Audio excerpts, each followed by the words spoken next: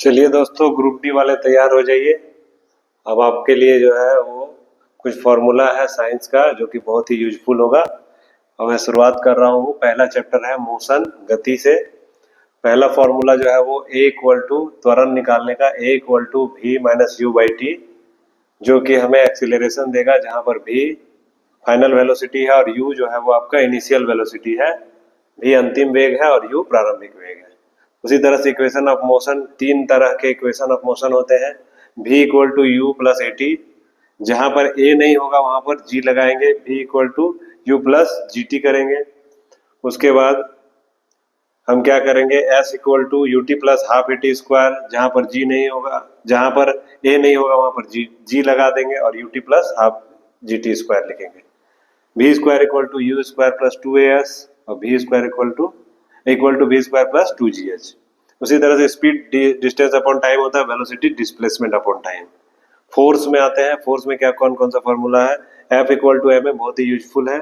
और rho equal to m v, मतलब संवेग बराबर द्रव्यमान गुना वेग, मतलब मास इंटू वेलोसिटी।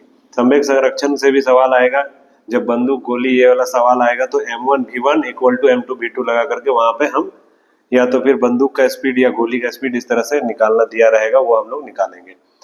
और जब दो चीज आपस में टकरा जाएगा तो उसके बाद क्या हो जाएगा, m1u1 plus m2u2 equal to m1v1 plus m2v2। ये जो है संवेग संरक्षण के सिद्धांत पे आधारित है, जिसको हम लोग बोलते हैं conservation of momentum.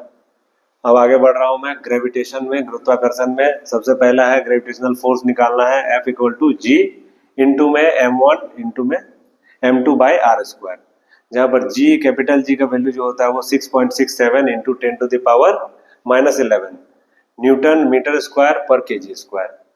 Small g का वैल्यू अगर निकालना चाहते हैं आप तो capital G multiplied by m by r square, जहां पर m जो है वो मास ऑफ अर्थ है, पृथ्वी का द्रव्यमान, और R square radius of earth है, पृथ्वी की त्रिज्या। केपलर लॉ में आएंगे। केपलर का जो थर्ड लॉ है वो इंपॉर्टेंट है, R cube directly proportional to T square. जो आर है यहाँ पर, ये आर का मतलब क्या है, distance of planet from sun, मतलब सूर्य से उस प्लैनेट की दूरी, और टी है टाइम पीरियड, जो कि उस प्लैनेट को सूर्य के एक चक्कर लगाने में जो समय लगता है उसका टाइम पीरियड वो है। वेट अगर निकालना चाहते हैं किसी चीज का तो भार कहेंगे weight equal to m into g, द्रव्यमान गुना में गुरुत्वीय त्वरण। और इसके बाद आता हूं मैं प्रेशर जो होता है वो फोर्स अपॉन एरिया होता है, बल बटा में क्षेत्रफल। ये 1 न्यूटन पर मीटर स्क्वायर, मतलब इसको पास्कल में मेजर किया जाता है, और 1 पास्कल इक्वल टू होता है 1 न्यूटन पर मीटर स्क्वायर। अब मैं आगे बढ़ता हूँ। डेंसिटी, घनत्व अगर निकालना चाहते हैं तो द्रव्यमान बटा में आयतन, मास अपॉन में वॉल्यूम। डेंसिटी का ऐसा यूनिट जो होता है वो केजी पर मीटर क्यूब होता है, ठीक है, इसको ध्यान रखिएगा, बहुत इंपॉर्टेंट है। वर्क एनर्जी में आते हैं। क्या है, वर्क अगर निकालना चाहते हो तो एफ एस कॉस थीटा, ये फॉर्मूला लगा सकते हैं, जहां पे एफ हो गया बल और एस हो गया डिस्प्लेसमेंट, और कॉस थीटा अगर एंगल बन रहा है तो वहां पे थीटा का वैल्यू पुट कर देंगे। लेकिन ऐसे जनरली ऐसा क्वेश्चन नहीं आता है, फिर भी अगर आएगा तो कॉस थीटा वहां पे कॉस का वैल्यू पुट करेंगे। मान लीजिए अगर 30 डिग्री हो, 45 डिग्री हो, तो उस हिसाब से हम देख लेंगे। वर्क जो होता है, वर्क फॉर्मूला, वर्क जो है स्थितिज ऊर्जा के बराबर भी होता है, मतलब वर्क को एनर्जी में चेंज किया जा सकता है, इसीलिए वर्क का फॉर्मूला यहाँ पर हो जाएगा mgh, जो कि स्थितिज ऊर्जा के बराबर होगा। यहाँ पर h जो है वो हाइट है और g क्या है, ग्रेविटी है, due to earth, gravitational pull जिसको कहते हैं। उसके बाद के काइनेटिक एनर्जी जो है आपका, के जो है काइनेटिक एनर्जी, वो इक्वल टू 1/2 mv² होता है, जहां पर v वेलोसिटी है और m क्या है, मास है। मैकेनिकल एनर्जी अगर निकालना चाहें तो काइनेटिक एनर्जी को हम लोग पोटेंशियल एनर्जी में जोड़ देंगे तो हमें मैकेनिकल एनर्जी, यांत्रिक ऊर्जा प्राप्त होगी। उसी तरह से पावर अगर कैलकुलेट करना चाहते हैं तो वर्क अपॉन में टाइम, मतलब कार्य बटा में समय। 1 मेगावाट, अब जो है पावर को, जो कमर्शियल पावर का यूनिट होता है उसमें आने के लिए हमें पहले मेगावाट जानना पड़ेगा।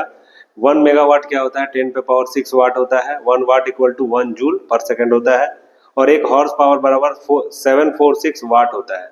और 1 kilowatt hour equal to 1 unit, जो कि हम लोग बोलते हैं बिजली, हम लोग घर में खपत होता है उसको हम लोग बोलते हैं 1 यूनिट बिजली खपत हुआ, या 2 यूनिट, या हम लोग महीने में 150 यूनिट 200 यूनिट जो खपत करते हैं वो एक्चुअल में किलोवाट आवर ही है।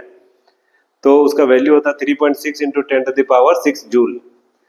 ऐसा यूनिट ऑफ वर्क, कार्य का और ऊर्जा का, दोनों का ऐसा यूनिट क्या होता है? जूल होता है। ठीक है, ऊर्जा का भी क्या होता है? जूल होता है। पावर का ऐसा यूनिट, मतलब शक्ति का ऐसा यूनिट क्या होगा? वाट होगा। ठीक है, अब मैं नेक्स्ट स्लाइड में चलता हूं।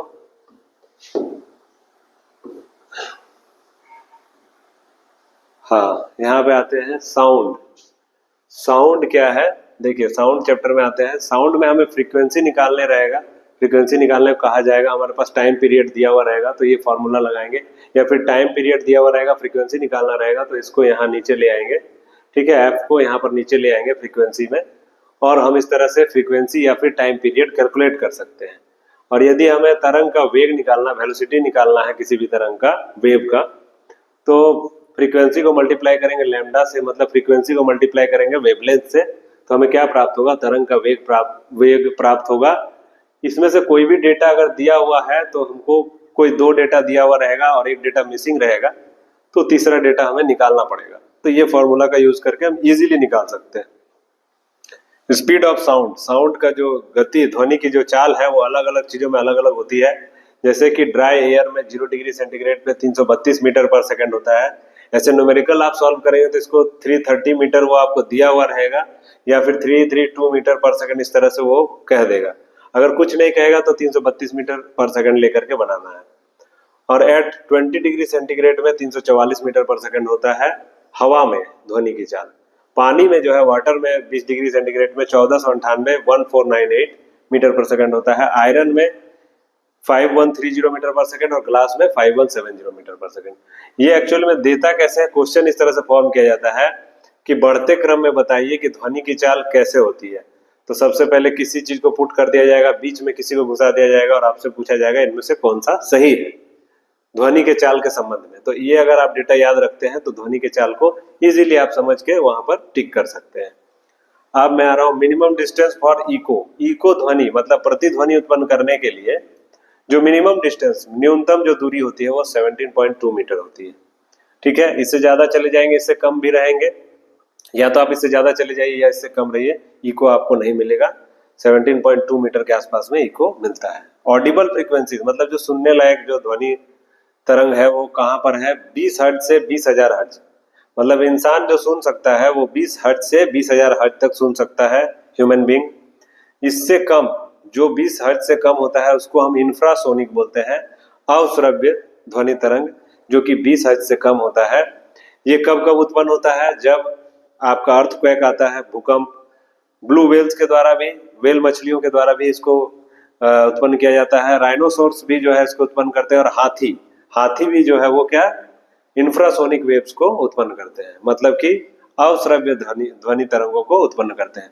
पराश्रव्य ध्वनि तरंग क्या होती है? अल्ट्रासोनिक, अबव 20,000 हर्ट्ज, मतलब 20,000 हर्ट्ज से ऊपर वाली जितने भी ध्वनि तरंगे हैं वो अल्ट्रासोनिक होती हैं।